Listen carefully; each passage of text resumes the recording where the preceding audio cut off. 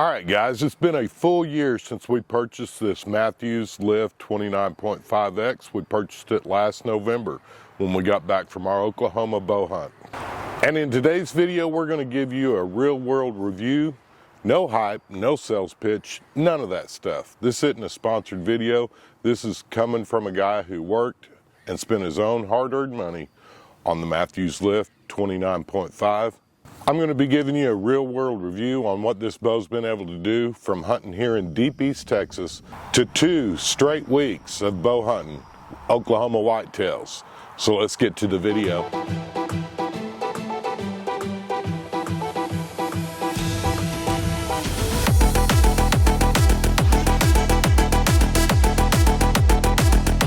I do have to say this real quick. If you're the type of guy who's willing to make a deal and do a handshake on a new purchase, or maybe even something that you found used like the Mathews X on Facebook X, if you're the type of person who wonders to themselves as they're pulling away, man, I wonder what my wife's gonna say, don't watch this video.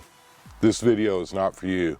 That way you don't have to go back and tell somebody after you shook on it and made the deal that you can't buy it. For the rest of you who don't need your wife's permission to make a purchase, continue watching. For those of y'all new to the channel, my name is Dale. I've been bow hunting for over 40 years. I'm 54 years old right now. I started out hunting with a recurve bow when I was a teenager, and then my first compound bow was the Ben Pearson. Man, I love that bow. It was a cool little bow. Technology and everything else has changed over the last 40 years, and that's exactly what we're going to be talking about today. My first Mathews bow was the Mathews Q2, and then shortly after that bow, I ended up purchasing the Mathews Switchback. And I will say this, the Mathews Switchback is one of the first bows that I had made a harvest within 24 hours of purchase. Purchased that bow on a Thursday, got it all sighted in late that night in my backyard, and then Friday morning was hunting with it and actually harvested a doe. So I've got a lot of fun stories with that bow. I've hunted with it for over 20 years, and up until I bought this Lift 29.5, and this is the X version, the one they released last year. So in today's video, we're gonna be doing a full breakdown of the bow from a person who's actually purchased it themselves, and then I want you to stick around till the end, because I'm gonna talk about something and discuss a few key features, actually one in particular, that may help you decide this is the bow for me or it absolutely won't work.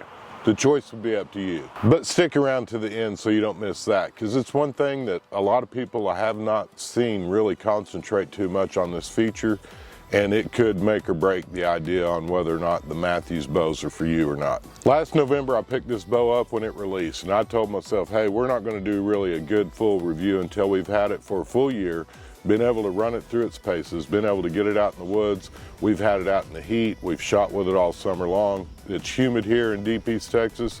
Over the last year, this bow's been through humidity, rain, cold fronts, heat, tree stands, saddles, spot-and-stalks, and at least 3 times where I questioned my own sanity. Let's go over the bow specs real quick. This is the Mathews Lift 29.5X. It's 29.5 inches axle to axle length. It's got a 6-inch brace height. The bow weighs roughly 3.9 pounds, and I can tell you from hunting with trad bows, having a light bow was very important to me. It boasts speed ratings of 348 feet per second.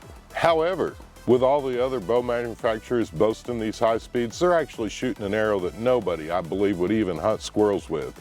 So that's just a number that doesn't matter. And then I went with that new shell color, or whatever it is they're calling it. It's a good looking gray, but that's the only color that the dealer that I went to actually had in stock, and I wanted to go home with it that day. So how does this thing hunt? Most of my hunting is in deep East Texas hardwoods and pines. We've got tight shooting lanes, weird angles, and deer that have PhDs in detecting movement. This bow shines here. The lightweight riser makes it maneuverable in the saddle, especially when you have to do a little side-to-side squirrel crawl trying to get the shot angle. The bow, just like many have said, is dead in the hand. It's got 0 vibration, a little bit of twang, maybe, maybe not, and the accuracy. I'll be honest, this is one of the most accurate hunting bows that I've shot since my Mathews Switchback, and I still own that bow, basically because I'm stubborn. The Oklahoma trip we just recently returned from was 2 weeks in the woods. This year we went back to Oklahoma for our 2-week public land trip, and that's where this bow really earned its stripes. Windy days, not a problem. The lighter riser does not get pushed around as much as you might think or what I expect. The spot and stalk, the narrow ATA made it easily slip through brush without snagging. Ground hunting, and that's one thing I definitely want to talk about real quick. I love that this bow has the little stand on the bottom, and I know that's not just unique to Mathews, but if you do find yourself hunting in a ground blind or maybe a stool and you've built your own little ground setup, having that bow standing straight up in front of you is awesome. And if you have one of the older tree stands like my Lone Wolf that I've showed a couple of videos on, this does actually connect nice and quiet right there in the center of your stand, so it's standing vertically just like it is right here in between your legs, and I love that as well. And then back to the ground hunting, this bow actually settles in nicely when you're at full draw. What I love about the bow, one of the main things that I truly love about this bow is it's extremely lightweight, and then I've got the 80% let off. When you're at full draw, you can actually hold this, settle the pin, and hold it for quite some time. Accuracy, this thing is extremely accurate. I can shoot groups at 30 yards with this bow like I was shooting at 20 yards with my old switchback. It's just a lot better platform and a much better design and a much easier to tune bow than the older bows. All that tunability adds up to long range or downrange accuracy. And I shouldn't have said long range because I'm not taking a shot at a whitetail over 30 yards. So I don't practice 40, 50, and 60 yards like a lot of people do. The grip on this bow, especially if you're new to the newer style bows, the grip on this is actually pretty awesome. If you go back and you look at your older bows like the switchback, the big round grips on them, these are much better, a lot easier to get a repeatable grip, which in turn makes a more accurate bow. A lot of people nitpick on the grip, and I'm here to tell you, like I mentioned, it's way better than the old styles. As we continue with the things that I love on this bow, it's extremely quiet. I love how smooth the draw is, and it's very quiet when you fire the arrow. And then again, for as small as it is and lightweight as it is, it's extremely easy to maneuver in and out of the thick brush, where I find myself hunting whitetails quite a bit. Now, what I didn't love, there's not a bow out there that's going to be 100% perfect for everybody. So there's always going to be some pros and cons. And this is my personal cons. Yours may vary. Number one is the price point. If you guys are retired or working with a fixed income, these bows are extremely expensive. The tuning quirks of this bow, they've made a lot of advancements over the years, especially compared to the old switchback. But if you have a little bit of a timing issue with this bow, you're going to need to either connect up with their new system or have a bow press. The string serving wear, a lot of people have complained about it on their bow. So far mine's holding up fine and I don't have a complaint about that. Another problem is the accessories. Guys, and I have to say this is not a Mathews problem, this is a you problem. If you guys are spending a ton of money on the accessories, you might rethink your purchase. But everything's expensive anymore, guys. And I'll say this, I went with a fixed sight pin. Again, I've already mentioned, I'm not taking 100-yard shots. Ain't gonna happen. So I don't need a sight that has the roller to make that possible. I like the fixed pin. That way I don't have to wonder, did I roll it back up to 20 or whatever else? Eliminate some of those issues for me by purchasing a less expensive sight. And it's gonna be one that when my 20-yard pin is at 20 yards, that's where it's going to stay. It's fixed. Same thing with the stabilizer. I know they've got some really cool stabilizers out there. I bought the older stabilizer and it's working just fine. Would I suggest the rear stabilizer mount? Probably. One of the first things that I do when I get into my tree stand, saddle, and or ground hunting is I take this quiver off. I don't like shooting with a quiver. So having that rear stabilizer may or may not be something that you need, but looks cool. And then lastly, I will say this. I do believe that the rear stabilizer would help the stability of this bow. It is a short axle to axle, and as you might imagine, you could probably torque this a lot easier than a longer one. And I will say, yeah, I think that is highly possible, and if you had the rear stabilizer, it may actually be beneficial in the woods. Lastly, the short axle to axle, you've got a steeper incline, so getting the peep sight set correctly for me was a little bit more of a challenge than I'm used to. And at $60 a whack to change your draw length so that you can get your peep sight settled in, that is something to think about. And then if you're not familiar with the switch weight mods, here's where this may or may not help you make up your mind on whether or not the new Mathews is the right bow for you, and that's the switch weight mods. I've already mentioned they're roughly $60, and you have to do that if you're going to change your draw length and or your bow weight. And one thing that a lot of people never really talk about when they're talking about the switch weight mods is this. $60 will turn your 65-pound whitetail bow hunting bow into 80-pound elk hunting bow. Elk hunting for me was a dream I had as a kid growing up, and at this point in my life I know it's just a pipe dream. But think about this for a second. Instead of going out and having to purchase an entire new bow because you've got a friend who's asked you to go elk hunting with him or whatever, maybe a once a year hunt or maybe a once a lifetime hunt, for $60 you can turn this into an elk hunting rig. The only thing that you're going to need to buy is some new heavier spined arrows and get that thing tuned in for $60. And when you think about guys who are using their bows for hunting, say you hunt with 70 pounds but you'd like to shoot indoor, you can change this for $60 down to a 55 or 60 pound bow. Another thing to think about, especially if you've got a growing teenager or something like that, and your teenage boy can barely pull 40 right now, but you know in another year he'll be able to pull 50, $60, he's got a brand new bow that'll now pull 50 pounds.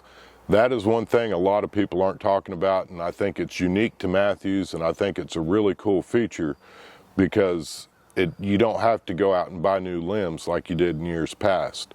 $60 with the switch weight mods, you can actually literally change your weight. Now, this bow is considered fast. It's one of the fastest ones on the market. And I will tell you this, on the cons, when you draw this thing back, if you have a bad habit of kind of relaxing a little before you pull the trigger on your release, it's going to jump out of your hand. Now the good news is this creep, as a lot of people will call it, it's going to be self-correcting because it doesn't feel good when it happens. And you'll know right off the bat if you've got some bad habits of creeping or relaxing, whichever word you choose. This bow is going to help you fix that because you have to maintain some back tension, which is what you should be doing for accuracy. But I'm just letting you know, if you are unaware that you're creeping a little, this bow will let you know. So final thoughts, and why am I doing this bow a year later when they're actually releasing the new bows? I know for a fact a lot of guys are going to be selling their older lifts. I've seen this comment several times on some of the new bows. A lot of people are anxious to see what real world results are from people who have actually spent their hard-earned money on the bow. And I'll say this, I think the bow is worth the money, especially if you can buy it slightly used from somebody and save hundreds of dollars, or maybe even get a free sight or free stabilizer thrown in with the used bow buy. Would I buy this bow again? No. What I would do is I would buy this bow in the longer version. For me, I like all the things that I told you about that I like about this bow being short. I think for me personally, I'd rather have the longer bow. And Lord willing, one day we'll have that new 34-inch bow, but it's going to take a lot of work on my part to come up with some extra money to make that happen. Again, I think the switch weight mods are priceless. And if you actually have a bow shop near you, they should be able to help you get the bow set up for you. I mentioned that I ended up buying 2 or 3 other switch weight mods just to dial in my peep sight for me, which included changing the draw sight the draw length just a little bit. But that's $60 a whack. If you have a pro shop near you, they should be able to help you dial that in and make it fit you without having to buy all them mods. They should have them in stock and be able to get it tuned up to fit you. And that's just a problem that I have here in Deep East Texas. We don't have a bow shop it's 2 hours to the closest true bow shop. There's a lot of people down here that sell bows, but they are not pro shops. As we close this video out, I do want to go over the full specs of my hunting setup. On the switch weight mods, I've got the 65-pound mods. They're set up at 28.5-inch draw for me. I've got the bow back down to 63 pounds.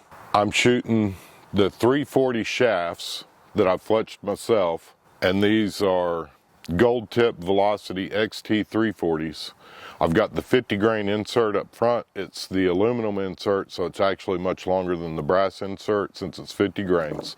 So my total arrow weight is 425 grains. The bow's shooting 285 feet per second, which is still smoking fast compared to the old days. But that's where I mentioned at the very beginning of this video where the manufacturers are claiming that it's going to be 348 feet per second. Don't expect that, guys, because that's a inflated, made up number that most people will never reach. I made an entire video about that last year, and I think things need to change. And if you guys watch Podium Archer, he's on board with the exact same thing I was saying. How about you give us a real world hunting arrow at 28.5 or 29 inches, which is closer to standard, and what's that feet per second? And then with the kinetic energies and the charts that are available, this bow is shooting 76 foot-pounds at the current setup, and it's got a 15.6 FOC on the arrow. So that's my real world experience with the Lift 29.5X. If you've hunted with it and or you're thinking about picking one up, drop a comment down below. I'll answer every single one of them, usually the very next morning while I'm sitting there drinking a cup of coffee. If you like these kind of videos, be sure to hit the like button. If you don't like this video, be sure to hit that thumbs down button. Make sure you hit it twice so that we get full credit for you not liking this video. And then if you haven't and you like outdoor videos, I'd love to talk you into joining our little family here on YouTube. We're getting real close to 9,000 subs. We're on our way to 10,000 subscribers, and with your help, we can make it there. We're going to continue hunting in Deep East Texas with our bow this year, and we've got a lot more videos planned for you aside from bow hunting. We're also doing the hog wars because that's something that we're helping some neighbors and friends with out here. The hogs are a big problem, and we're trying to help eliminate some of those as well. And then I'll also be posting some of the craziness that happened while we was in Oklahoma on our out-of-state 2-week trip. Again, if that's something that interests you, be sure to hit that subscribe button so that you can follow along with us. I hope you all have a blessed week, and let's get outside and make something happen.